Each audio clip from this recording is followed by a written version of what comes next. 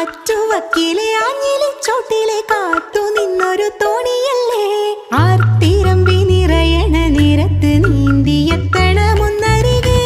ആരുമൊന്നു നനയാൻ കൊതിക്കണ രാവിലാദ്യ മഴക്കുളിരിൽ നീ പറയും കഥകളിലൊക്കെയും തൂമഴ തുള്ളി തുള്ളി വന്നു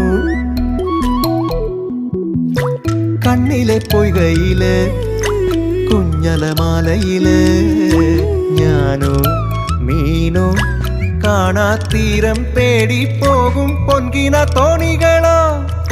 പൊന്നര എന്നങ്ങളോ